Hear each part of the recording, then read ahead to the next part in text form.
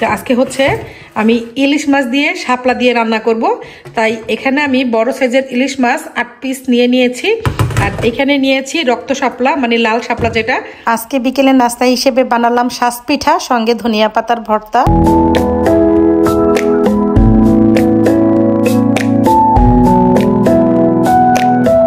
Hello guys, আসসালামু আলাইকুম। আমি পুতুলস ফ্যামিলি ব্লগ থেকে পুতুল বলছি। আপনারা সবাই কেমন আছেন? আশা করি সবাই খুব ভালো আছেন। আমি আল্লাহর রহমতে আপনাদের দয়ায় খুবই ভালো আছি। তো এই মুহূর্তে চলে আসছি দুপুরবেলা রান্না বান্নার আয়োজন নিয়ে। তো আজকে হচ্ছে আমি ইলিশ মাছ দিয়ে শাপলা দিয়ে রান্না করব। তাই এখানে আমি বড় সাইজের ইলিশ মাছ 8 পিস নিয়েছি। আর এখানে নিয়েছি রক্ত শাপলা, মানে লাল শাপলা যেটা। তো ইতালিতে তো শাপলা পাওয়াটা আমাদের জন্য একদম পুরা স্বপ্নের মতো আর কি, কারণ সচরাচর আমরা এখানে মেইন যে খাবারগুলো সেগুলোই অনেক সময় পাওয়া যায় না। আর আজকে তো আমরা এখানে শাপলা এনেছি, চালতা এনেছি বাঙালি সব থেকে। তো আমি ভাবতেছি যে আজকে ইলিশ মাছ দিয়ে শাপলা দিয়ে রান্না করব, আর ডাল দিয়ে এই চালতা দিয়ে রান্না করব। তো আজকে দুইটাই হচ্ছে আনকমন খাবার। তো বাংলাদেশে তেমন মানে শাপলা খাওয়া হতো না, মাঝে মাঝে হয়তো খাওয়া হতো, কিন্তু ইতালিতে শাপলা পেয়ে আর লোভ সামলাতে পারিনি, কিনে নিয়ে আসলাম। তো আজকে হচ্ছে শাপলা দিয়ে ইলিশ মাছ আর সঙ্গে হচ্ছে চালতা দিয়ে ডাল। তো দেখতে থাকুন আমার আজকের এই ছোট্ট ব্লগটি, আশা করি আপনাদের কাছে ভালো লাগবে।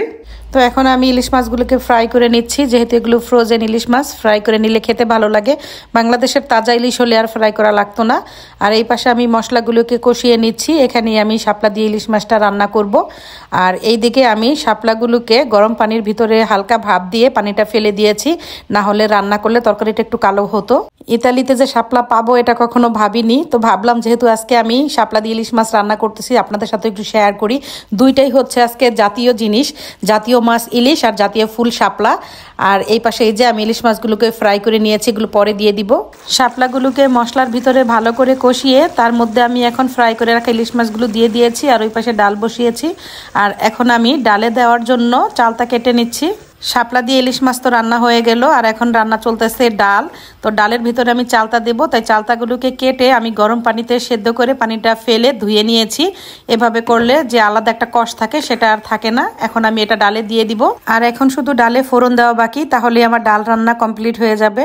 তো গাইস, এই মুহূর্তে চলে আসছি সন্ধ্যার নাস্তার আইটেম নিয়ে। তো আজকে সন্ধ্যায় বাচ্চাদের জন্য তৈরি করতেছি পাস্তা।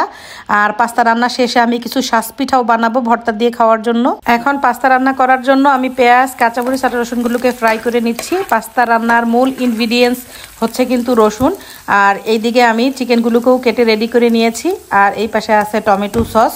এইসব উপকরণ দিয়ে আজকে পাস্তাটা রান্না করব। আর এইদিকে তো পাস্তা সেদ্ধ করা আছেই।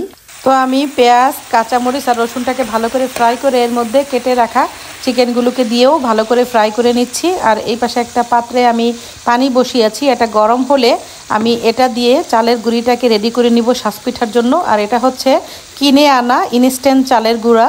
তো গাইস, অলরেডি আমি শাস পিঠা বানানো শুরু করে দিয়েছি। এইদিকে আমার অনেকগুলো কিন্তু বানানো হয়ে গেছে। তো ভাবলাম আজকে সন্ধ্যায় নাস্তা হিসেবে আমি কিছু শাস পিঠা বানাই ভর্তা দিয়ে খাওয়ার জন্য। আর বাচ্চাদের জন্য তৈরি করেছিলাম পাস্তা, অলরেডি আমি ওদেরকে খেতে দিয়ে দিয়েছি। তো সেটাই ভাবলাম যে আজকে আমার পুরোটা দিন কেমন যাচ্ছে সেটা তোমাদের সাথে একটু শেয়ার করি। তো আমি আশা করি আমার আজকের এই ছোট্ট ব্লগটি তোমাদের ভালো লেগেছে। দেখা হবে পরবর্তীতে। আজকের মতো বিদায় জানাচ্ছি। খোদা হাফেজ।